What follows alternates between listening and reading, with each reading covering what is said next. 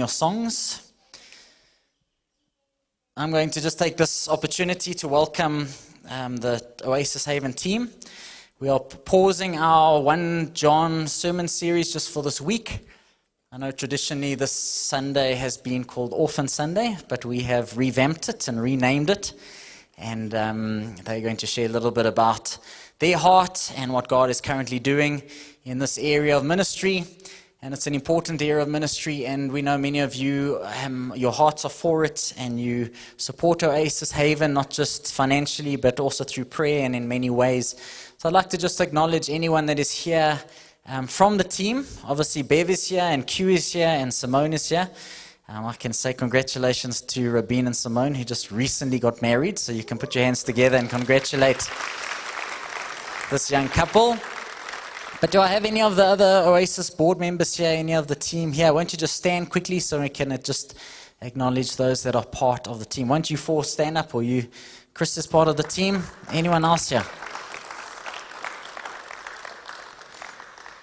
Okay, I'm going to welcome up Bev. She's going to come and introduce just a PowerPoint with some video clips and some pictures, and then we're going to hand over to you guys to lead us through the service. Thanks, Paul. Morning, everybody.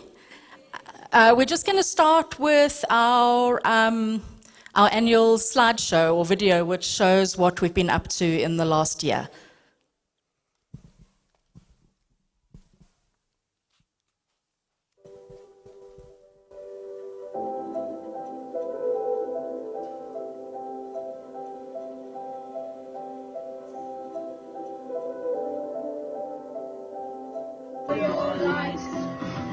I want to telling everybody that Jesus rules all right. Let your light shine. Whoa, let your light shine. Whoa, let your light shine and let Jesus shine through you.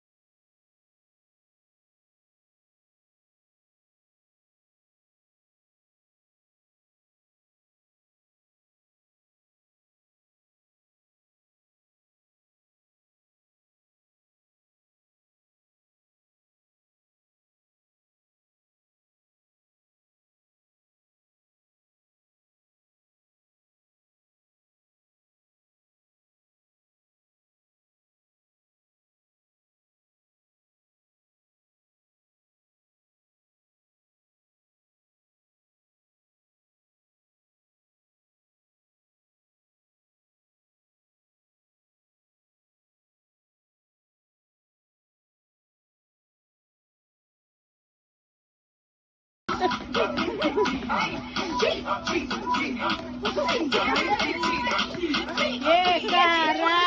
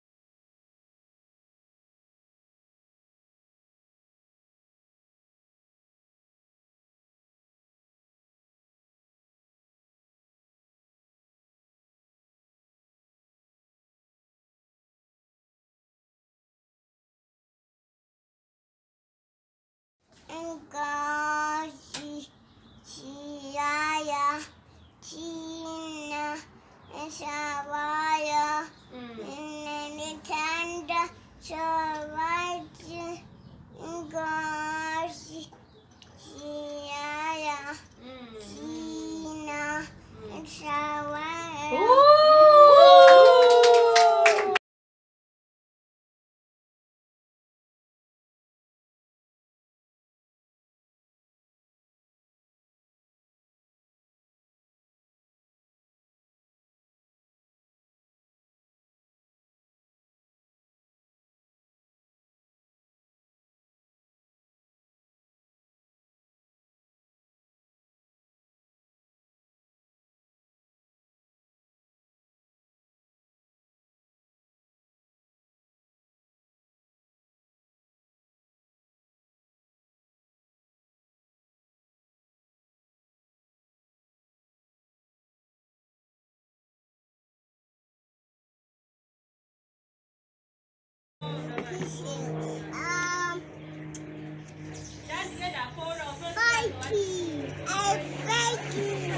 Good girl. A lion. Good job. A zebra. Wait.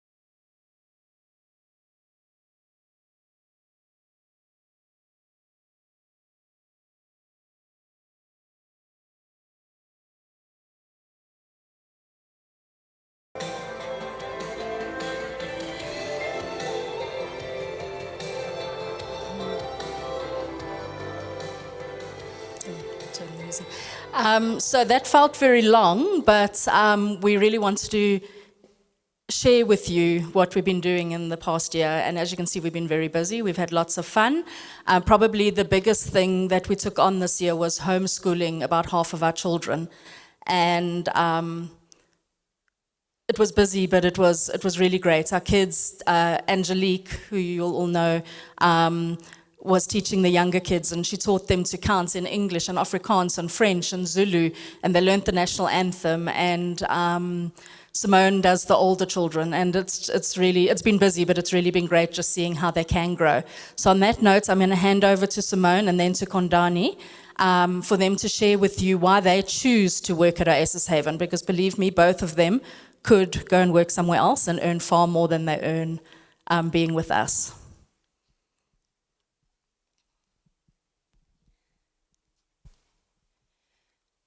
Okay. My journey at Oasis Haven started a lot younger than for most people. I was 6 years old when my mom started working at Oasis, and pretty much instantly our family became part of the Oasis Haven family. I spent more days there than I can count, And soon the children were not children from a children's home or charity cases, they became my cousins. And at one point, they even became my siblings because we had 6 of them live with us for 6 months. As I grew up, I started to realize just how much my mom was giving up from her own life and her own family life to be there for whenever Oasis needed her, even if this meant leaving our own family behind. And although we never resented her for this, I couldn't understand why she would do this, why she would choose to come home crying, or why she would be endlessly frustrated with the system, or why it always felt like she was fighting a battle that she could never win. I didn't understand her reason until a few years ago myself. At 16, I was choosing what I wanted to study at university, and at the time I was quite into psychology. My mom suggested social work, and I flat out refused. I was like, that's the worst decision ever. But this all changed when I was helping her with her social work assignments, and I realized just how part of the process you really could be, how much of a change you could make. And pretty much instantly I changed my mind, and I was like, yes, social work is the way I'm going to go. But I made a public announcement that it would never be for a children's home. I was going to work for a hospital. So I finished my degree and I started my master's in social work health. And I felt like my plan was really on track. But then I was a little bit bored because there wasn't actually that much to do in masters. And so I started working at Oasis first as a tutor, and then as the maths and Afrikaans homeschool teacher. And then the social work intern position came available. So I was like, yeah, for some experience, that'll be cool. And little did I know the next thing, I was the social worker at Oasis. And that's how I got sucked into what I call the Oasis trap. So I have now been there for basically 4 years, and I regret nothing. I received more healthcare opportunities than I ever expected I would. I have done bereavement counseling, HIV and trauma counseling, options counseling. I have been part of the surgeries. I've been part of the middle of the night emergencies, broken arms, cracked heads. I mean, I even delivered a baby.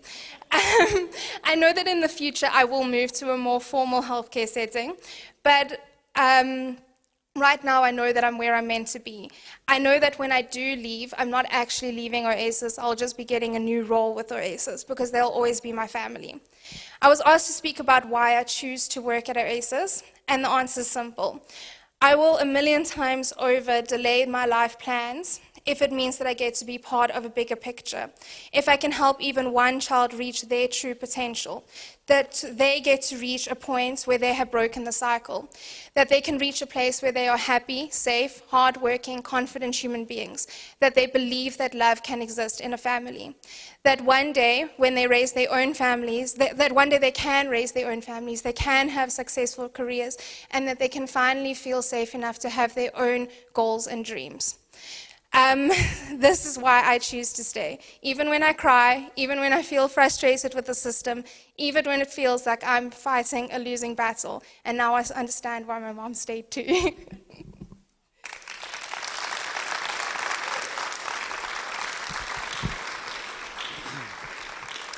Morning, everyone.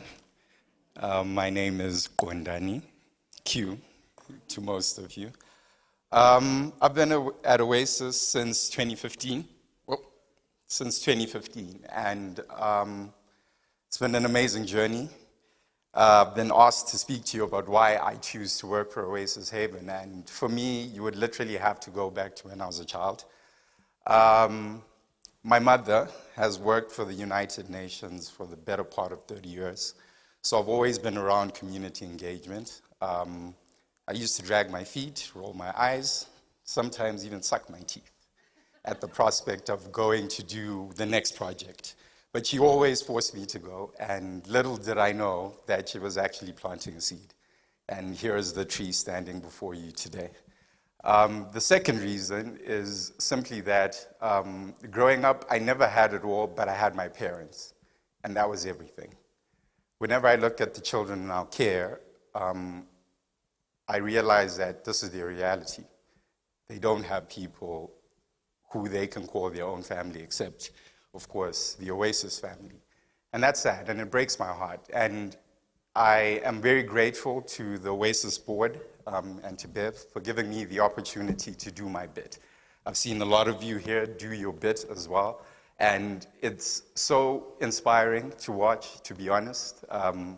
I am moved literally every day by everyone's great works. And I wouldn't be a great fundraising manager if I didn't thank you for everything you guys do for Oasis, for the children, for Bev. It's honestly a pleasure, and literally you guys are the stars of the show. Without you, none of this works, none of it happens. With that being said, we do have an interview that Bev has done with ENCA, with a gentleman with some very nice shiny hair. And lots of makeup, apparently. I wasn't there. But the reason we want to share this interview with you is because I feel like it will at least give you a better picture of who we are and what we stand for in 4 minutes. Yeah? Thank you. Success is one thing, but starting a project or company to affect positive change in a community is downright admirable. One such place in pursuit of success is one thing, but starting a project or company to affect positive change in a community is downright admirable. One such place is Oasis Haven. They try to help children by simply loving them and helping them connect with possible forever homes through adoption. So let's go beyond the money and find out more.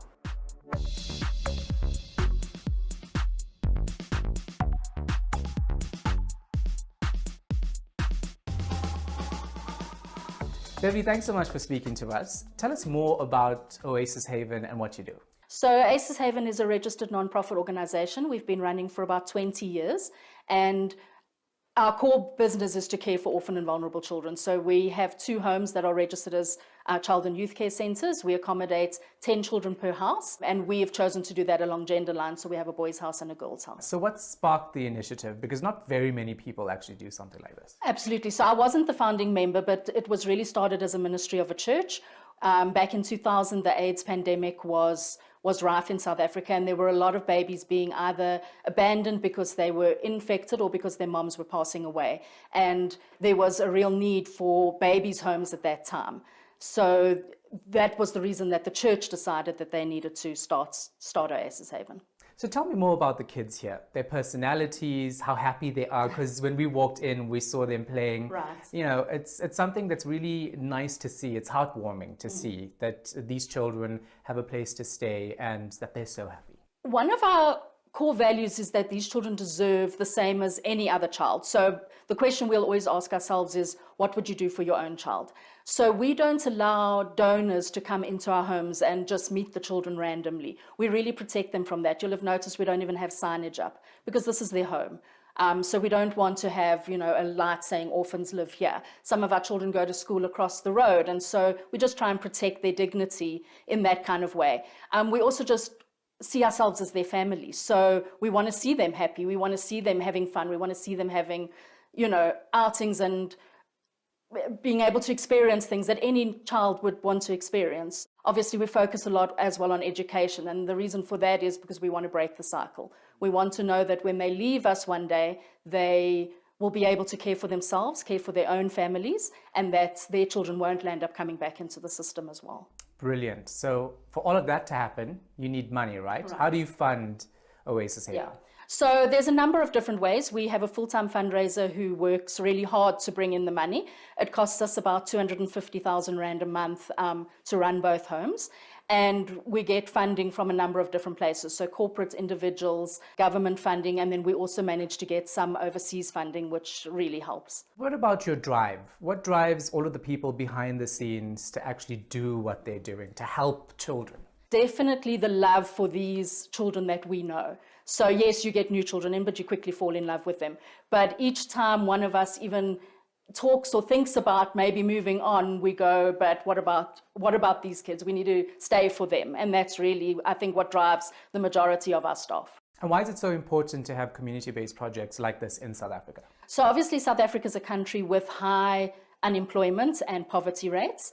And we're a capitalist society, so we don't have the government taxing us at 60 or 70% to be able to meet the needs of all people who are living in poverty in the country. So non-profit organizations really kind of bridge that gap between government and the people in society who need assistance. Without that, the poverty levels would be much worse. The children that we care for would be, living on the street, would perhaps be child-headed households, would perhaps already have passed away because, children need adults to care for them. Yeah. And that's the bottom line. And love and attention. 100%, yes. Thank you so much for all the work that you're doing. Thank you so much. I appreciate it.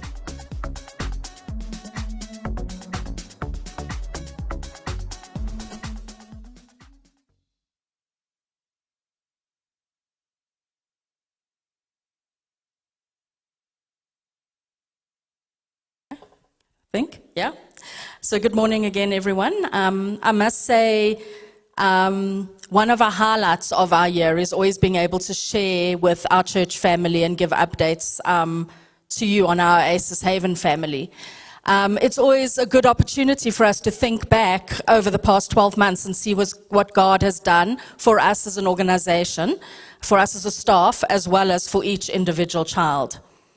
It's also a good time for me to be able to share how proud I am of our team. Having Kondani and Simone and the other staff in my corner is a huge privilege. And seeing how God has put the team together, very similar to how Simone shared, is really, really humbling. As you may know, a large part of our vision and goal is to see children placed in forever families. The number of children being adopted has dropped by almost 2/3 in the past 10 years.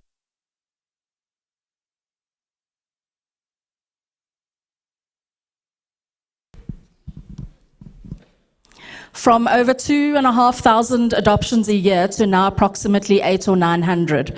And we have seen that in our own numbers as well, where we always had 2 or 3 children adopted every year. We now have 1 a year being placed with their new families. This year we saw little Karabo, who was 1 year old, being adopted. She was in the video, if you saw the little one with the suitcase. She gave us a hard time, taking weeks to get used to her new mom and dad before she could go home, but now all reports show that she is thriving. What we know is that God has got plans for each person's life. In Isaiah 117, it says, "We are called to seek justice, encourage the oppressed, and defend the cause of the fatherless." And that's exactly what our Oasis Haven strives to do in our family home setup. Fighting daily for our children to be treated fairly, for their rights to be upheld, and for them to see themselves as victors. Twice in the past 4 years, we've actually gone to high court because we take it that seriously and believe that we need to be fighting for them. So as you can see, we feel very strongly about it. So as was mentioned, my name is Bev Beukes. I'm the Managing Director at Oasis Haven for the past 6 years. I don't know how 6 years has passed already. I'm married to my husband Johan, who unfortunately couldn't be here today due to work commitments. And together we have 4 children, aged between 26 and 13.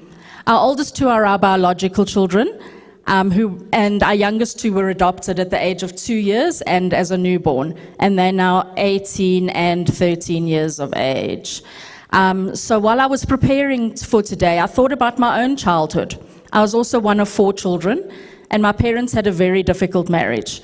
My father was a serial philanderer, and my mother refused to leave him, but she also refused to forgive him. I'm getting ahead of myself, sorry. As a result, I believe all of my siblings and myself struggled with certain feelings and emotions that we never knew how to process. The thoughts of, if my parents divorce, where will I live? What will I eat? Who will do my hair in the morning? I don't know why that one worried me so much, but it did. And where will I sleep crept in.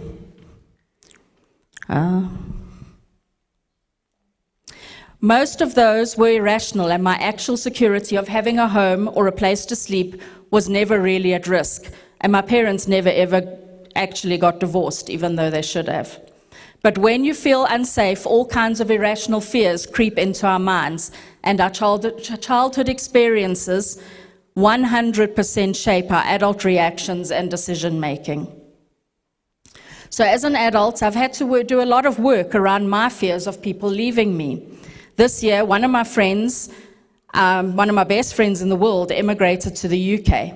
The day I heard that they'd received their visas, I completely broke down. This led me on a journey of self-discovery to understand why people leaving the country seemed like a death to me. Ultimately, making the link between who left me when I was young and my fear of being left as an adult was really what helped me feel I could now come to a place of acceptance. But more than that, it also explains some of my drive to see children adopted, because I believe every child deserves to have a safe place where they are loved unconditionally, and where they know that no matter what is happening around them, they have these people to come home to no matter what. Obviously, adoption is always a huge conversation, especially amongst the Christian community. We often believe that the motivation for adopting should be that we do what we do because of what Jesus has done for us. And that translates into every aspect of our lives, but specifically about stepping into the lives of vulnerable children. And we often point to the parallel between what Jesus did for us and what adoption does for a child. So when we think about what Jesus has done for us, he steps into our story and he changes our story, past, present, and future. All of it becomes new. Our past no longer defines us. Our present reality is new and shifted and full of security, and our future is full of hope. Sorry, I'm just going to grab some water.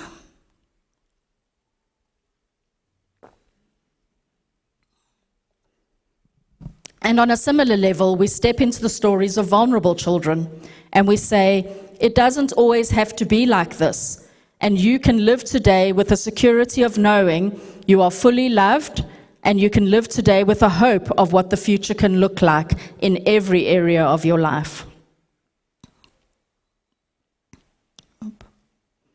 The amazing thing is that what human beings need is hope. It's what the gospel of Jesus is all about, and there is something in the way that God made us that when we have hope, we have a future, and when there is no hope, the future seems dark. When we step into the space, we find that so many are living day to day in crisis. I don't know about you, but when I'm in survival mode, all I can think about is surviving today. There is very little thought of tomorrow, and there's very little hope for tomorrow. I just need to get through today. So one of the greatest gifts we have been given in Jesus is that there is hope for tomorrow. No matter what happens today, there is always hope for tomorrow. We get to translate that into the lives of others and say, you don't have to just survive today. We are going to be in this together. I will be in the trenches with you, getting dirty, but there is hope that tomorrow will be better. As a church, we're all in this together, helping improve the lives of 20 children. Originally, we started by encouraging Christians to get involved and to adopt. Milan said, I'm not allowed to tell you have to adopt. No, I'm joking. We have broadened that, and I think rightfully, to encourage families to become foster parents and encourage people to support the work we do, or to support a family who is adopting but needs financial, emotional, or practical support. The system is really overwhelmed right now, and COVID has had a huge impact on the number of babies being abandoned. Adoption isn't the only goal. It's a good goal, but there are other options. So what is the goal? I think the goal is that every believer is empowered with a sense of calling and direction as to what their something might be. So we often say this, we're not all called to do the same thing, but we are all capable of doing something. Everyone can do something, and we see that reflected in the Word. We are the body of Christ, and as Paul says, we are like ears and eyes and hands and feet, and we all have different functions, but for the same purpose. And so as we translate that into the activity of the church in terms of caring for vulnerable children, we find not everyone will open their home to children, but that doesn't mean it's not significant. There's not significant places for the other parts of the body to find their something and to get creative in that. The first step is to take a step of faith and to start praying about it. God, what's my something? And to ask for clarity on that and to be open-minded with that, because it could be your something might be to take steps to opening your home to children. It could also be, you know what, the Lord has blessed me with a business, and maybe I get creative and find ways to use my business for something that does good for the body. According to UNICEF, 25,000 children worldwide die every single day due to poverty. I don't know about you, but I needed to let that sink in for a bit. Like 25,000 children is a lot every day. And they die quietly in some of the poorest villages on earth, and they're far removed from our daily lives, and basically they remain invisible even in death. Currently in South Africa, we have approximately 20 million children. 62% of those children live in poverty, and only 36% of them live with both parents. 19% either don't have parents or live without their parents. In other words, they are vulnerable children. 19% of 20 million children is almost 4 million children in the system. Of those, about 1.5 million are currently adoptable today. The latest census showed that there are 43 million known members of Christian churches in South Africa. So I'd really love to see a headline one day saying the Christian church wipes out the orphan crisis, because there's many more Christians than there are orphan children. Wouldn't that be amazing? So something I hear often is statements such as, wow, you're so amazing for doing this work. You're an angel. Your spot in heaven has been reserved. Lucky me. I just get to go straight there. And I believe that the reasons people say these things is that they don't believe they can be involved in caring for vulnerable children. They don't believe that they have what it takes. The things that hold people back are, am I called? Is it the right time? And will this harm me and my family? The reality is there's never a perfect time to get involved. And if you're waiting for the perfect time, you will likely never do it. There is always going to be an excuse not to. What I believe God is inviting us to do is to find opportunities to say yes, despite all the reasons we can come up with to say no. And there's a lot of reasons. That doesn't mean we push aside good judgment and wisdom. And it doesn't mean we say, you know what, our family's in turmoil, we're in financial crisis, our marriage is struggling, we should probably open up our home and adopt or foster a few kids. No, we want to be wise and diligent, but we also want to be realistic. We can be very good at finding reasons to say no, and it changes our prayers in a lot of ways. We can easily spend a lot of time asking God for clarity when He has been clear.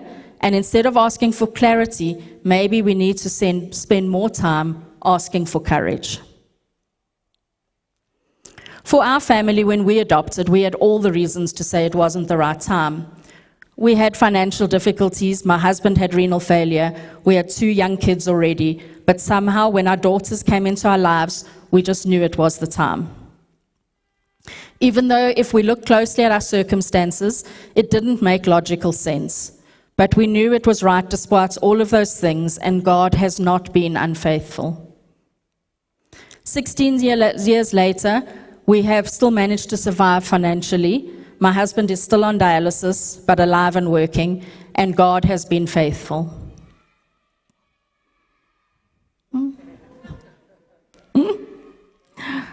Okay, what's happening with my slideshow?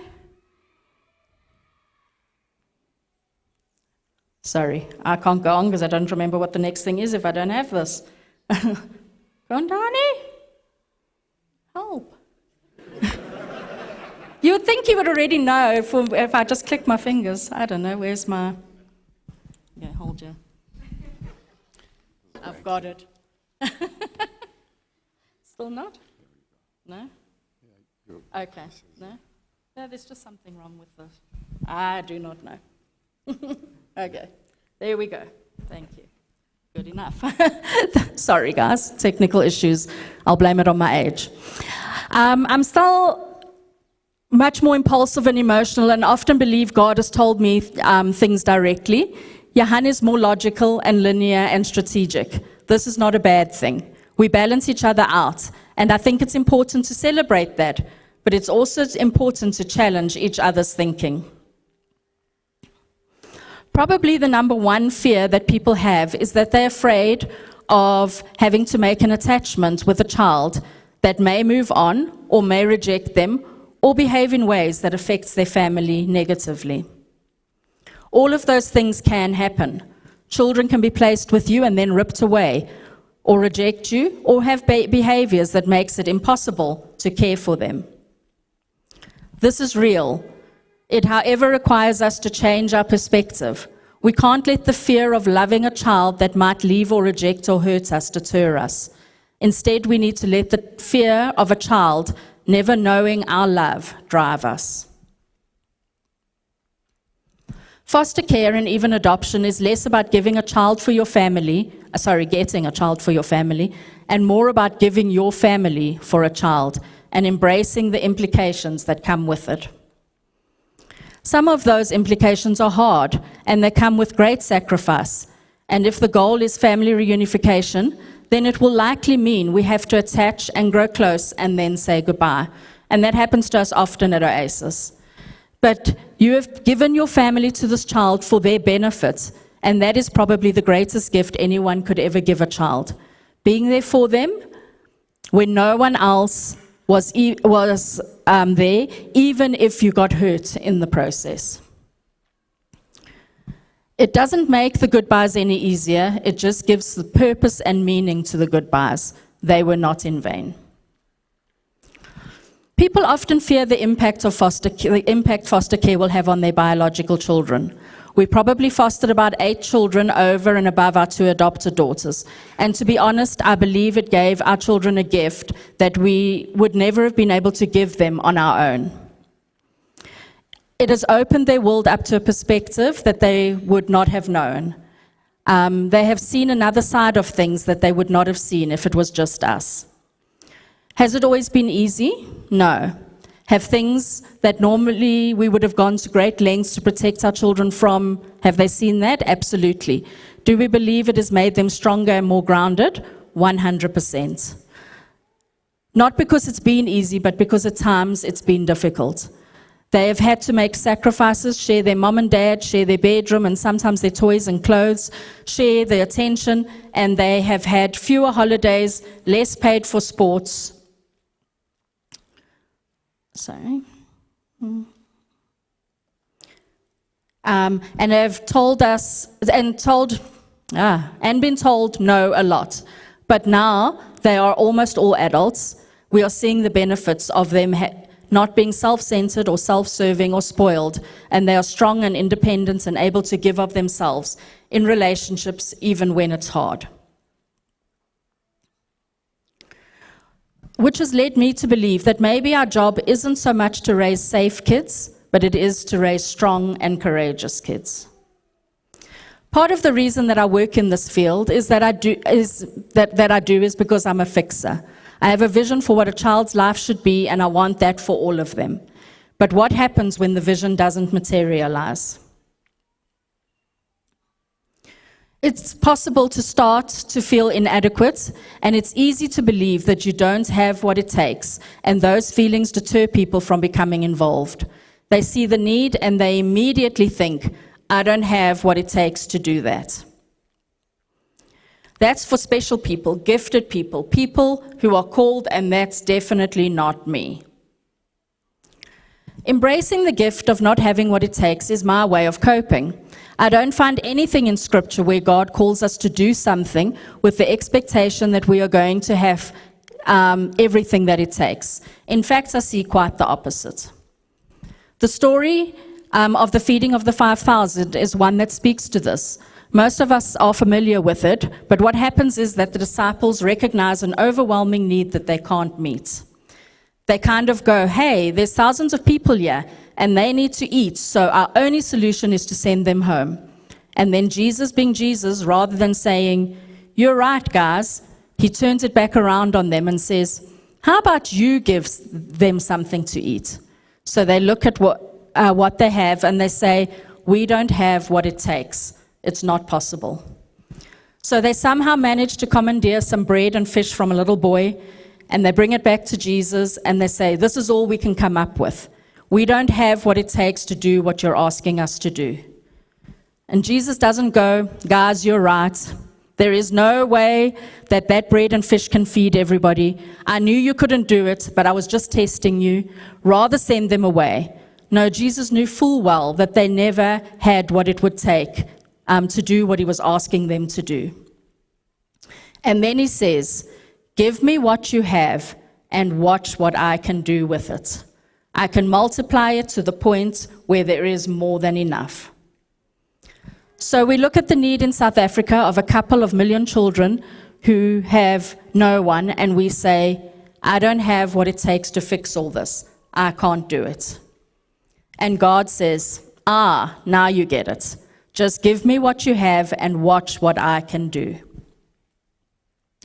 So that brings me to my final point, which is that what success is in the kingdom of God and what success is in the world are not the same. In the world, success is defined by things we can measure, money and accolades and power and position. It's quantitative.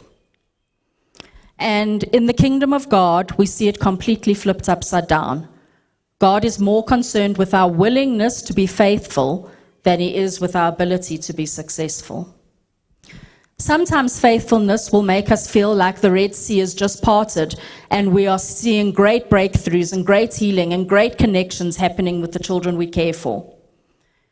But often faith, for those of us at Oasis Haven, feels like we are being stoned to death and left to lie alone and perish on the side of the road, with no money and no support and very little hope.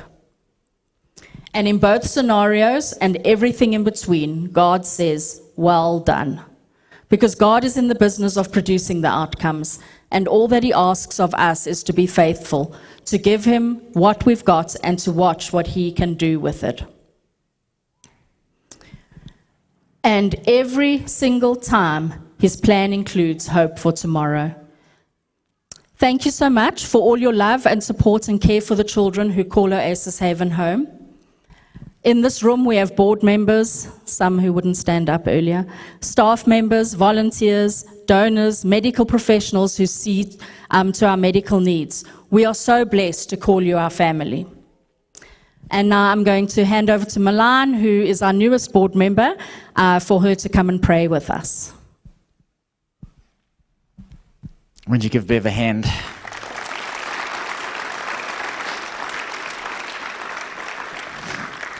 Before I invite Milan to pray, I don't know if you heard, it sounds like a car hooting. Did you hear that noise? It's actually our children. They've been doing a prayer walk around the property, and that's the shofar they've been blowing. And they've been blowing it a lot, so obviously, I don't know if you noticed it. But I think there's something quite symbolic about that and what we're sharing today. I think after a week of low turnout at our election and another week of load shedding, this whole theme of hope for tomorrow really sits in my heart. That this next generation are going to be the ones that have to keep running this race. And for many of us, at some point, we'll be handing the baton over to them to run and to trust for a better tomorrow for our nation.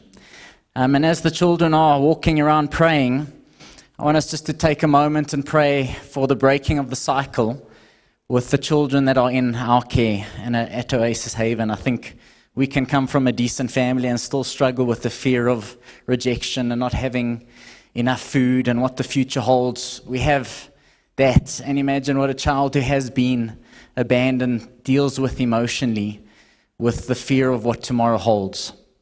So I'm going to ask you, where you're sitting, those that are at home watching, we're just going to take a moment and we're just going to pray. We're going to pray for, how many children do you have at the moment? 20. We're going to pray for these 20 kids. And we're going to speak hope and life over them. And then we're going to pray for this ministry called Oasis Haven, for God's provision. Thank you, Lord, that they survived the pandemic and that you haven't just called them to survive, but to thrive. And they've got dreams and passions for the ministry itself. And we just want to thank God for his provision. So I want you to pray for his provision. And then, as Bev has really said, what is it that God is calling you to? How is He calling you to partner with this ministry? And maybe it's a small debit order every month. Maybe it's giving Q a contact for someone that you know that works at a corporate and they're looking for ways to support a local NPO. Or maybe it's supporting someone who has adopted, or maybe it's yourself even adopting or fostering. So let's just take a moment. Maybe Mick can jump up on the keyboard, and I know the worship team's going to close with a song, so the worship team can go up. So let's just spend a couple of minutes just praying, and then I think we're going to ask the team just to stand up front, and Milan can pray over the guys that lead.